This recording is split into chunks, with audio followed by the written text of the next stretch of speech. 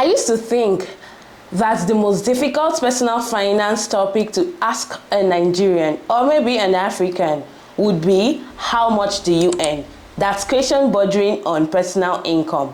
However, hold on, wait until you go to ask a Nigerian for the debt he or she owes you. Then you realize that the most underrated personal finance topic in Nigeria is actually debt. You know why? Because people think debt is a bad thing. But is it really a bad thing though? Stay to the end of this video to find out.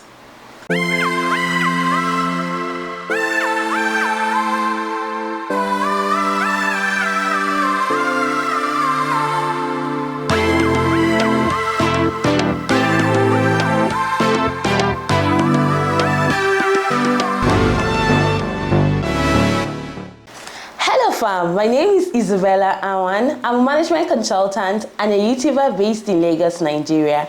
If you're a returning subscriber, welcome back to my channel. And if this is the first time of watching any of my videos, or you're just here to subscribe to my channel, what you waiting for? Please go ahead, hit on the red subscribe button. Thereafter, click on the notification bell just beside the red subscribe button so that you can be amongst the first to get notifications of my videos whenever I drop them. So as you can already tell from the title of this video, which would definitely be down there, we will be talking about debt. Now, a lot of people feel that debt is such a poor man's thing. It is very common in like poor and developing countries. But wait, you know that I love crunching the numbers. So let me give you some numbers. In US, the average American household is set to owe about $59,580. How much is that in Naira? I will let you do the math. And this debt is comprised of student loan, car loan, mortgage loan, credit card debt. However, in African countries, because of lack of credit facilities, the issue of personal debt is actually almost never spoken of. Search for articles and write-ups about personal debt behaviors in Nigeria. It would be very difficult to see something, because one of our biggest trouble in this country is actually public debt, not private debt, which of course you know is right now counting about 46 trillion, and they are still planning to borrow more. This problem actually comes from the federal down to every individual. Anyway, enough about Nigeria's public debt. Let's talk about your own debt and your debt behaviors. Now, I will be dividing this video into 3 sections. Now, this first section, I would be talking about why do we even borrow money. There are different reasons why we borrow money, and the reasons why we borrow money actually determines if the debt is actually okay, like okay, say okay, it's okay to borrow money, or it was just a poor personal finance decision to actually borrow that money. So guys, let's jump right into it. The most common reason why you see people from the middle to low income class tax bracket borrow money is to meet daily needs. I don't need to say this, but that's actually a bad reason to borrow money. If you have to borrow money to eat, to pay your rent, to do your daily activities, pay transport money to somewhere, then you're borrowing money for the wrong reasons, because you should be able to live within the salary you earn. Now, of course, except if you're not earning salary, that's not even an excuse. You need to earn money. So earn money and live within your means, so you don't have to borrow money to do your daily activities. If you've not seen my videos on income and expenses, I am going to add them somewhere up here so that you can actually go watch them, just in case low income or bad expenditure behavior is the reason why you owe money. The second reason why people borrow money is to help them afford big ticket items. When I say big ticket items, I mean like buy a house, buy a car, buy like an expensive phone, buy a wig, buy like jewelries, whatever you want to buy. and you have to borrow money. Now, depending on the big ticket item you are talking about here, some of them could come in form of investment. Like if you're borrowing money to buy like a big ticket item like a house, that's like an investment. So yes, I can say that's a good part. But if you're borrowing money to buy wig, sister, something is wrong somewhere. Your village people, they are knocking kong on your head, because I don't understand. Bro, don't borrow money to like buy that maybe shoe, that Prada shoe, that watch. That's not something you should actually do. The next type of debt, which is not so common if you ask me in Nigeria, is academic debt. This one is common in a way because people from poor background that their parents really wanted them to go to school. There are situations where their parents had to go borrow money from maybe their rich siblings or their friends or from maybe their office or from wherever just to pay their children's school fees. Yes, that happens in Nigeria, but I don't actually think that students' loan and academic loans are actually a very common phenomenon in Nigeria. But yes, people borrow money in order to help them go to school.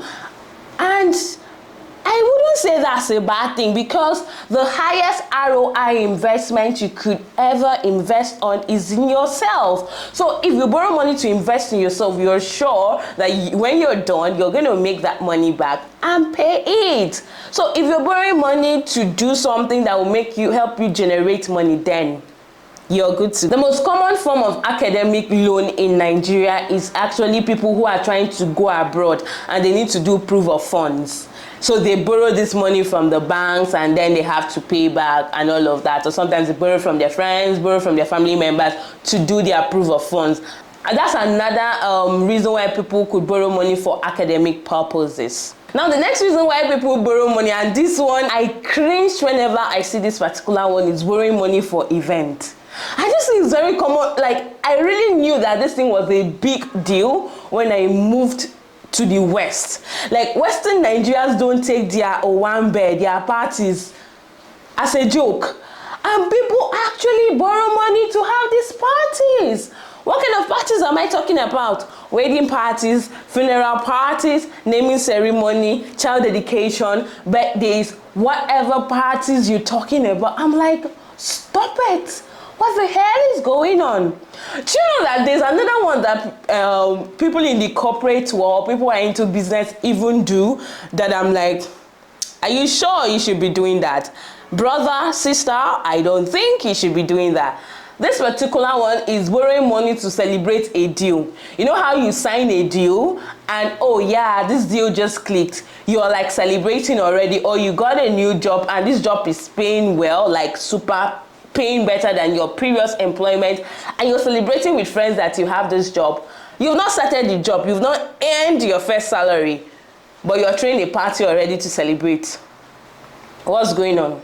Like really, what's going on, sis? Don't do that. So yes, in Nigeria, it is very common for people to borrow money in order to throw an event or to throw a party. So that leaves us with two more reasons why people borrow money. Can you guess what the two reasons are? The next reason why people borrow money is for emergency purposes. Yes. There are things you maybe did not plan for and it happened and you really don't have the money to foot the bills at that particular time. I understand people could end up borrowing money, and a typical example of this in Nigeria is actually health emergencies.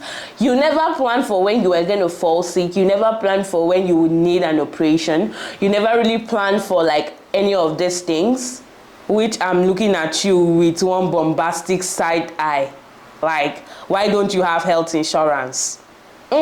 That's how I'm looking at you right now. And I need to talk about this health insurance maybe in another video. But Nigerians really need to do better with their health insurance. However, that's not the topic for today. I derailed. What I'm actually saying is you should actually have savings for emergency purposes. However, if your savings is not enough and you have to go borrow money, I totally understand that. And finally, the reason why you should borrow money, because this one is not one of the reasons why people borrow money. The reasons why you should borrow money is to start a business. Yes, if you have that fantastic business idea, you have everything in place, you have the skills, you have the resources, you know who to contact for your raw materials, and you can actually see that people actually need this thing. But the only thing that is keeping you from starting that business is the fact that you do not have capital. Since one of the ways to raise capital is through debt, so go ahead, borrow that money, pray to God, do your analysis well, go start that business. I am all for things like that. In fact, if you have a good business plan and starting it is a problem, what I would say is meet some of your friends you think they have money, pitch this business plan to them. You could crowdfund from them. So borrowing money from banks, from your friends, or from wherever you want to borrow this money from to start up a business, it's actually something I would give you a thumbs up for, as long as you've done your analysis well. If there are other reasons why you've had to borrow money, and I have not named any of it like here, go ahead, please put it down in the comment section. You know, I like to also learn from you people, because I probably wouldn't have known that people borrow money to do certain type of things. I would like to say that one of the misunderstanding people have about borrowing money is that if you borrow money for maybe any of these reasons, it means you're broke. Let me shock you a bit, actually. One of the persons with the highest debts in this country is Uncle Aliko Dangote. Uncle owes about 8.4 billion USD. Convert that to Naira. His debt is not your mate. Like, when we're talking of debt, it's not your mate. The point I'm trying to make here is the reason why you borrow money actually determines a lot. And credit facilities is actually something you could actually use to your own advantage to actually improve your personal finance. Though getting access to this money is something that we really need to work on as a country, as a nation, as an individual. So that takes us to the next section of this video, which is the different forms of personal debt that is available in Nigeria. Yes, you might need money for a lot of reasons, whether good or bad. I'm not going to judge you at this point anymore, but knowing where to, the best place to go to, or where to even go to get this money is an information that is not readily available out there. The most common way of borrowing money in Nigeria is actually through the informal sector. When I say informal sector, I'm referring to people who borrow money from friends, family, parents, what have you. You know what I'm talking about. You know, those kind of borrowing money that is not documented, is just oral. People give it to you because they have money seated somewhere. You don't probably pay interest at all. It's actually a very chill kind of means of borrowing money, but guess what? It is the most common means of borrowing money in Nigeria. And all of us watching this video, like, you cannot tell me nothing. All of us watching this video has been involved in it one way or the other, either as a lender or the borrower. Anyway, I'm laughing because this form of borrowing money has brought a lot of problems to friendships and relationships. In fact, see, let me not say it in this video, because if I do, people would know what I'm referring to. The second means of borrowing money in Nigeria is through fintechs, which right now I am practically rolling my eyes. The way people borrow money from fintechs, and you feel like, oh my God, it's like the best thing that could happen at a sliced bread. They're actually fixing the credit situations, making loans available. Do you know how expensive fintech loans are? So you go to a loan app to borrow 50,000 naira, and these people tells you, oh, you can borrow 50,000 naira and pay back in the next 3 months, and pay back with just 2,000, additional 2,500. So you would be paying back 52,500 within 3 months. And you're like, oh wow, this is such a good loan. I just need 2,500 to get 50K from you. Say yes. And in your head, That's probably 5% loan, right? No, it's not. This money was not borrowed to you for a full year. It was borrowed for just 3 months. And you know what your actual annual interest is? It is 5 times 4, which is 20%. So brothers and sisters, no, they are not the best. But well, they make money available to people. And these people can actually embarrass life out of you. Yes. When you end up not paying, your entire contact would know that Uncle Shegun and Auntie Titi Lai Lai is owing money. Do you understand? They know how to embarrass you, and they are professionals in that, which I think is very unethical, and I don't actually buy into it. The next way people borrow money is through trading purchases. So you know this buy now, pay later kind of thing, pay small kind of thing. Those are the things we call credit purchases. So you could actually borrow money to like do whatever activity you want to do, or people could render services to you for free, and then you would have to pay in piecemeal or like actually defer the payment to later. So that's a form of like deferred payment form of borrowing money. And the next step of borrowing money, which you have to be rich in order to use this one most times, is bank loans. Whether microfinance banks, especially commercial banks, they would sit down and be checking. The bank I'm dragging knows this. They will sit down and be checking how much enters your salary as income every month, and all of a sudden you'll be like, hi, you have been pre-qualified or pre-selected for so type of loan, and you are entitled to 7.5 million. You should stop it. I am dragging people. I don't want the loan. Go, because your loan rates are ridiculous. One day I actually called to ask what the loan rate was, and these niggas were giving me about 24 to 27% for loans. I was like, what? Is it this expensive?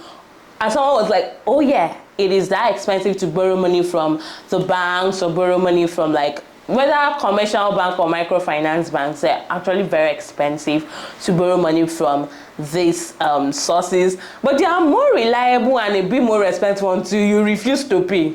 It is when you refuse to pay they will come and embarrass you. And you know, banks now, you have to drop collateral. Yes, that's the downside of these people. You actually need collateral. That's why I said you have to be rich in order to be able to afford the money. So yes, you need collateral to actually borrow money from this source.